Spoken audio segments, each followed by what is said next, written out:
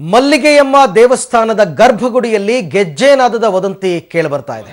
ಹಾಸನ ಜಿಲ್ಲೆಯ ಅರಸೀಕೆರೆಯಲ್ಲಿ ಇರತಕ್ಕಂಥ ಮಲ್ಲಿಗೆಯಮ್ಮ ದೇವಸ್ಥಾನ ಇದು.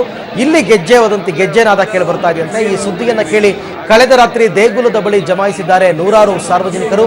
ಗೆಜ್ಜೆನಾದವನ್ನ ಕೇಳಲು ಕೌತುಕದಿಂದ ಅರಸೀಕೆರೆಯ ಜನ ನೆರೆದಿದ್ದಾರೆ. ಆದರೆ ಗೆಜ್ಜೆನಾದ ಇಲ್ಲಿ ಹೇಗೆ ಕೇಳಿ ಬರ್ತಾ ಇತ್ತು, ಹೆಂಗೆ ಈ ವದಂತಿ ಹತ್ತು ಅನ್ನೋದ್ರ ಬಗ್ಗೆ ಇನ್ನಷ್ಟೇ ಮಾಹಿತಿ ಬರಬೇಕಾಗಿದೆ. ಒಟ್ಟಾರೆ ಮಲ್ಲಿಗೆಯಮ್ಮ ದೇವಸ್ಥಾನದ ಗರ್ಭಗುಡಿಯಲ್ಲಿ ಗೆಜ್ಜೆನಾದದ ವದಂತಿ ಕೇಳಿ.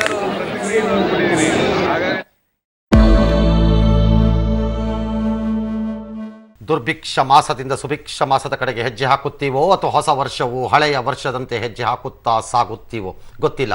ಈ ಎಲ್ಲದಕ್ಕೂ ಇನ್ನು 3 ದಿನಗಳ ಕಾಲಾವಕಾಶ ಇದೆ.